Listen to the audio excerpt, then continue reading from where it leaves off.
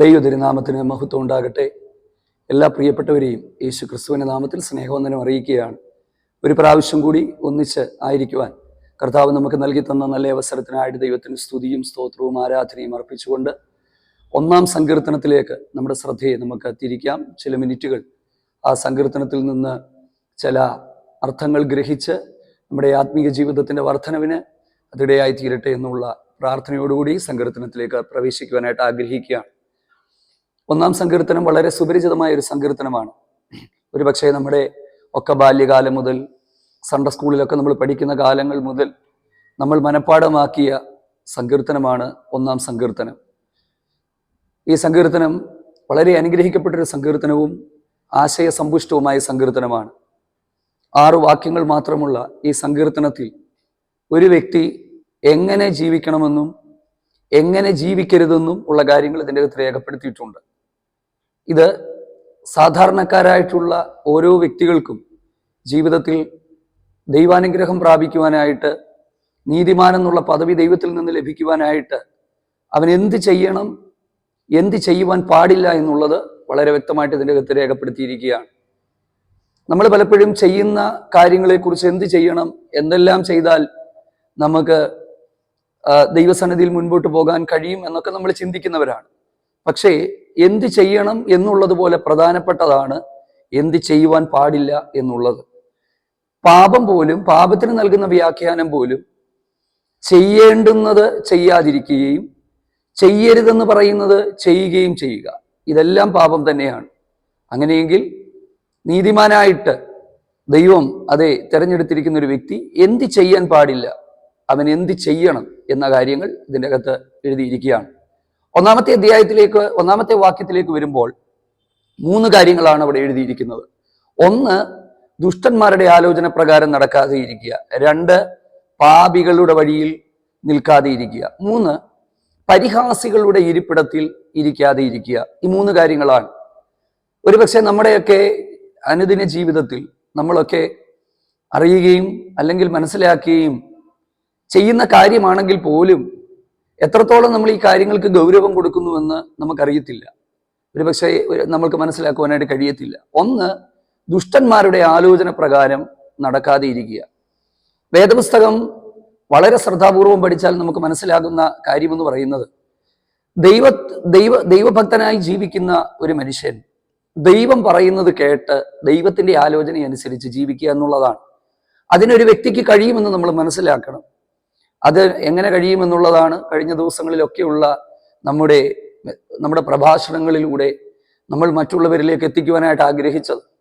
വിശുദ്ധ തിരുവെഴുത്തെല്ലാം തന്നെ ഒരു മനുഷ്യന്റെ ആലോചനകളോ ദുഷ്ടന്മാരുടെ ആലോചനകളോ അനുസരിച്ചല്ല, ദൈവത്തിന്റെ ആലോചന അനുസരിച്ച്, ദൈവത്തിന്റെ ശബ്ദമനുസരിച്ച് ഓരോ നിമിഷവും ചുവട് വെച്ച് മുൻപോട്ട് പോകണമെന്ന് ദൈവം ആഗ്രഹിക്കുകയാണ്. എങ്കിൽ മാത്രമേ നമുക്ക് ജയകരമായ ഒരു ജീവിതം നയിക്കുവാനായിട്ട് കഴിയത്തുള്ളൂ. ദുഷ്ടന്മാരുടെ ആലോചന പ്രകാരം നടക്കാതെ ഇരിക്കുക.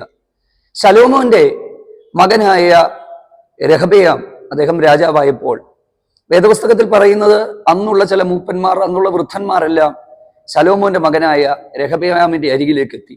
എന്നിട്ട് അവർ രഹബെയാമിനോട് പറയുകയാണ്, നിന്റെ പിതാവ് ഞങ്ങളുടെ മേൽ ഭാരമുള്ള നുകം വെച്ചു, ഞങ്ങൾക്കതെല്ലാം കുറച്ചു തരണം. ചരിത്രത്തിന്റെ പശ്ചാത്തലത്തിൽ അല്ലെങ്കിൽ ചരിത്രത്തിൽ രേഖപ്പെടുത്തിയിരിക്കുന്നത് ശലോമോന്റെ കാലത്ത് വലിയ ഡെവലപ്മെന്റുകളായിരുന്നു. അതുകൊണ്ട് തന്നെ സാധാരണക്കാരായ ആളുകളെ കൊണ്ടുവന്ന അടിമകളെ പോലെ ശലോമോൻ പണിയെടുപ്പിച്ചിട്ടുണ്ട്. ടാക്സുകൾ ഉണ്ടായിരുന്നു. അപ്പം ഈ യുണൈറ്റഡ് മൊണാർക്കി എന്ന് പറയുന്ന ആ ഒരു കുറച്ചുകൂടെ കേന്ദ്രീകൃതമായ, ഏകീകൃതമായ ഭരണ സംവിധാനത്തിലേക്ക് ശലോമോൻ രാജ്യത്തെ കൊണ്ടുവന്ന് വളരെ വിശാലമായ വികസന പ്രവർത്തനങ്ങൾ നടന്നുകൊണ്ടിരിക്കുമ്പോൾ സാധാരണക്കാരായ യഹൂദന്മാരെയൊക്കെ അടിമകളെ പോലെ പണിയെടുപ്പിച്ച് അവർക്ക് ചെയ്യാൻ പറ്റുന്നതിനപ്പുറത്ത് ഭാരം അവരുടെ മേൽ വെച്ചപ്പോൾ ശലോമോന്റെ മകനായ രഹബെയാമിനെ രാജാവാക്കിയപ്പോൾ അന്നുള്ള ആളുകൾ വന്നിട്ട് രഹബെയാമിനോട് പറഞ്ഞു, ഈ നുകം ഞങ്ങളിൽ നിന്ന് നീക്കണം. പക്ഷെ രഹബെയാം ചെയ്തത് എന്താണെന്നറിയാമോ? അതാണ് ഞാൻ പറഞ്ഞു വരുന്നത്, ദുഷ്ടന്മാരുടെ ആലോചന. രഹബെയാം തന്റെ സമപ്രായക്കാരായ, തന്റെ കൂട്ടുകാരായ ചിലരോട് ആലോചന ചോദിച്ചപ്പോൾ അവർ പറയുകയാണ്, നീ പോയി ഈ വൃദ്ധന്മാരായ പ്രായമുള്ള മനുഷ്യരോട് പറയുക, എൻ്റെ ചെറുവിരൽ എൻ്റെ അപ്പൻ്റെ അരയേക്കാൾ വണ്ണമുള്ളതായിരിക്കും എന്ന് പറഞ്ഞാൽ എൻ്റെ അപ്പൻ നിങ്ങളുടെ മേൽ ചുമത്തിയതിൻ്റെ 10 മടങ്ങ് ഭാരം ഞാൻ ചുമത്തുമെന്ന് പറഞ്ഞു. പിന്നീട് സംഭവിച്ചത് എന്താണെന്ന് അറിയാമോ? പിന്നീടാണ് ഇസ്രായേൽ അതേ ഗോത്രങ്ങളായി അല്ലെങ്കിൽ 2 രാജ്യമായി വേർപിരിക്കപ്പെട്ടത്. പക്ഷെ അത് ദൈവഹിത പ്രകാരമായിരുന്നു എന്ന് വചനത്തിൽ എഴുതിയിട്ടുണ്ട്. അപ്പൊ ഞാൻ പറയുന്നത്, നമ്മൾ മനുഷ്യന്റെ ആലോചനകളും മാനുഷികമായ ശബ്ദത്തെക്കാൾ ഉപരിയായി ദൈവം പറയുന്നത് കേട്ട് ചുവട് വെക്കുവാൻ തയ്യാറായാൽ ദൈവത്തിന് സ്തോത്രം, എത്തേണ്ട സ്ഥലങ്ങളിൽ ദൈവം നമ്മളെ എത്തിക്കുന്ന ദൈവമാണ്. യെശയ്യാ പ്രവാചകന്റെ പുസ്തകം 28 മുതൽ 30-32 വരെയുള്ള അധ്യായങ്ങളിലേക്കൊക്കെ നമ്മൾ വരുമ്പോൾ മിസ്രൈമിൽ ആശ്രയിക്കുവാനായിട്ട് പോയ ഇസ്രായേലിനെ കുറിച്ച് അവിടെ എഴുതിയിട്ടുണ്ട്. മിസ്രൈമിയ കുതിരകൾ വേഗമുള്ളവയായിരുന്നു. മിസ്രൈമിയ സൈന്യം, ഈജിപ്തിന്റെ സൈന്യം സുശക്തമായ സൈന്യമായിരുന്നു. അങ്ങനെ ഈ ബാബിലോണിന്റെയും അശൂറിന്റെയും ഒക്കെ എതിർപ്പുകൾ നേരിടേണ്ടി വന്നപ്പോൾ ഇസ്രായേൽ ബാബിലോണിലേക്ക്, ഈജിപ്തിലേക്ക് പോയി ആശ്രയിക്കുവാനായിട്ടുള്ള ആലോചനകൾ ചിലർ പറഞ്ഞു. പക്ഷെ ദൈവം പറഞ്ഞു, ഒരിക്കലും ചെയ്യുവാൻ പാടില്ല. മനുഷ്യന്റെ ആലോചനകളല്ല, ദൈവത്തിന്റെ ആലോചന അനുസരിച്ച് ജീവിക്കണം. പിന്നീട് എന്താ സംഭവിച്ചെന്നറിയാമോ? കാർക്കമേശ് എന്ന് പറയുന്ന ഒരു യുദ്ധമുണ്ടായി. എന്റെ ഓർമ്മ ശരിയാണെങ്കിൽ BC 610 കാർക്കമേശ് യുദ്ധത്തിൽ ഈജിപ്റ്റ് പരിപൂർണമായിട്ട് അതേ ബാബിലോണിന്റെ അണ്ടറിലേക്ക് വരികയും ഈജിപ്റ്റ് പരാജയപ്പെടുകയും ചെയ്തു. അപ്പോൾ ദൈവത്തിന്റെ ആലോചന അനുസരിച്ച് ഒരു മനുഷ്യൻ ജീവിക്കണം എന്നുള്ളതാണ് ദൈവം ആഗ്രഹിക്കുന്നത്.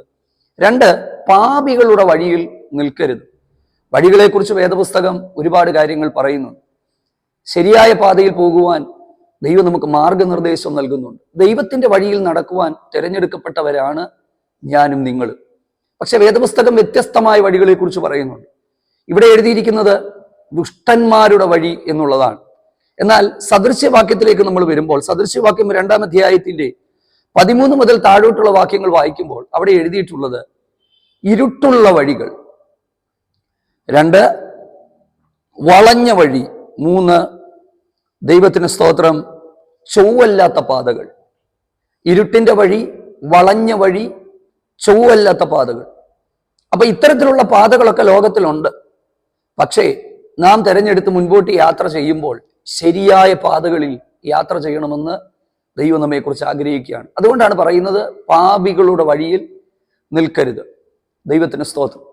ഇന്ന് നാം കാണുന്ന ഒരുപാട് ചെറുപ്പക്കാർ ലോകത്തിന്റെ വഴികളിൽ, തന്നിഷ്ടമുള്ള വഴികളിൽ പോയി വലിയ കുടുക്കുകളിൽ അകപ്പെട്ട് തിരിച്ചു വരുവാൻ കഴിയാത്ത അവസ്ഥയിൽ മുൻപോട്ട് പോകുന്ന കാഴ്ചകൾ നമ്മൾ കാണുന്നു. പക്ഷേ നാം പ്രാർത്ഥിക്കാൻ, ദൈവത്തിൽ ആശ്രയിക്കാൻ തയ്യാറായാൽ നാമും നമ്മുടെ പിൻതലമുറകളും ഒക്കെ ദൈവത്തിന്റെ വഴികളിൽ യാത്ര ചെയ്ത് മുൻപോട്ട് പോകുവാനായിട്ട് ഇടയായിത്തീരും. ദൈവ വഴികളിൽ നടക്കുവാനായിട്ടാണ് ദൈവം നമ്മെ തെരഞ്ഞെടുത്തിരിക്കുന്നത്.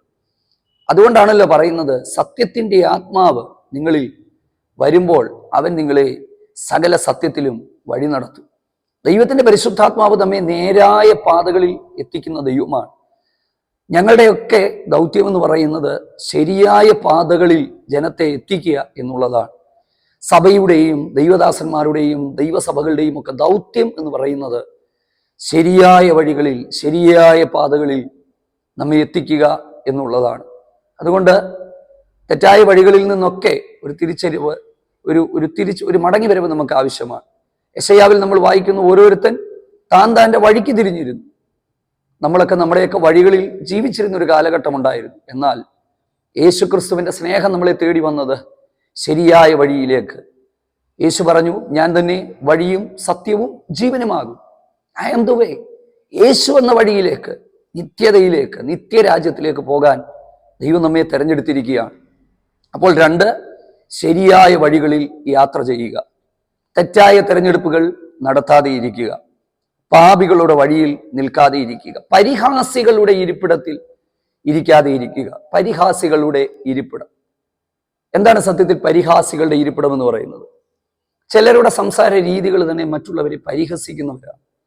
ഇരട്ടപ്പേരിട്ട് കളിയാക്കുന്നവർ, ബലഹീനതകൾ ഉള്ളവരെ ആ ബലഹീനതകൾ എടുത്തു കാട്ടി ആക്ഷേപിക്കുന്നവർ, ഇങ്ങനെയൊക്കെയുള്ള ഒത്തിരി പേരെ നമുക്ക് കാണുവാനായിട്ട് കഴിയും. പക്ഷേ നമ്മുടെ ബന്ധനങ്ങൾ മുറുകിപ്പോകാതിരിക്കേണ്ടതിന് നമ്മൾ പരിഹാസികളാകരുത്. ദൈവവചനമാണ്. അപ്പോൾ ഒരു മനുഷ്യരെയും നമ്മൾ പരിഹസിക്കരുത്. ദൈവത്തിന് സ്തോത്രം. ദൈവത്തെ പരിഹസിക്കരുത്, സ്നേഹിതരെ പരിഹസിക്കരുത്, പരിഹാസികളുടെ വഴിയിൽ നിൽക്കരുത്. അപ്പോൾ എന്ത് ചെയ്യണം, എന്ത് ചെയ്യാൻ പാടില്ല, എന്ത് ചെയ്യാൻ പാടില്ല എന്നുള്ളത് നാം ചിന്തിക്കുകയുണ്ടായി. ഇനിയും എന്താണ് ചെയ്യേണ്ടുന്നത്? അതെ, യഹോവയുടെ ന്യായപ്രമാണത്തിൽ സന്തോഷിച്ച് അവന്റെ ന്യായപ്രമാണത്തെ രാപ്പകൽ ധ്യാനിക്കുന്ന മനുഷ്യൻ ഭാഗ്യവാൻ. ഒരു മനുഷ്യന്റെ ജീവിതത്തിൽ അവൻ ദൈവത്തോടു കൂടെ നടക്കുവാൻ ആഗ്രഹിക്കുന്നുവെങ്കിൽ അവൻ തിരുവചനത്തെ എപ്പോഴും ധ്യാനിക്കുന്നവനായിരിക്കണം.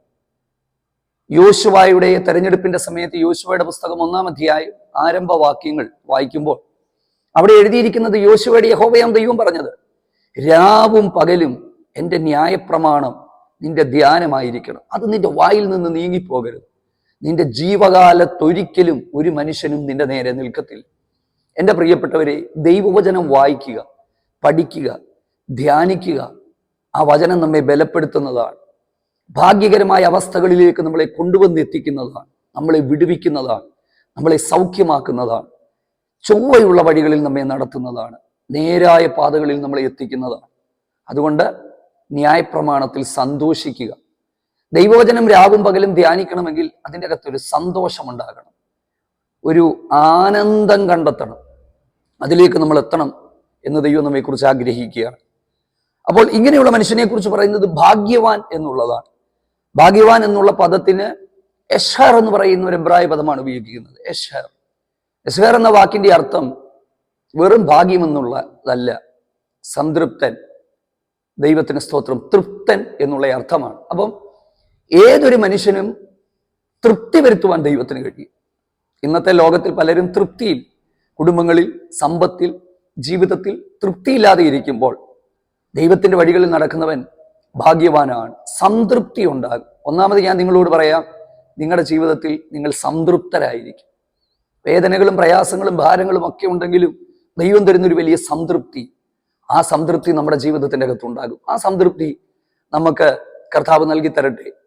അപ്പോൾ ഭാഗ്യവാൻ എന്ന് പറയുകയാണ്. ലോട്ടറി അടിക്കുന്നതൊന്നുമല്ല ഭാഗ്യം. ഒരു വലിയ വീട് വെക്കുന്നതോ വലിയ സമ്പൽ സമൃദ്ധിയിൽ ജീവിക്കുന്നതൊന്നുമല്ല ഭാഗ്യം. അതെല്ലാം ഉണ്ടായിട്ടും വേദനകളിൽ കഴിയുന്ന ഒത്തിരി പേരെ എനിക്കറിയാം. അപ്പൊ അതൊന്നുമല്ല സംതൃപ്തി. ദൈവം തരുന്ന സന്തോഷമാണ് യഥാർത്ഥ സംതൃപ്തി. അവനെക്കുറിച്ച് പറയുകയാണ് ആറ്റരികത്ത് നട്ടിരിക്കുന്നത്. ആറ്റരികത്ത് നട്ടിരിക്കുന്ന വൃക്ഷത്തിന്റെ പ്രത്യേകത നമുക്കറിയാം. ഉഷ്ണം വരുമ്പോൾ അത് വാടിപ്പോകത്തില്ല, അതിന്റെ ഇല വാടുകയില്ല.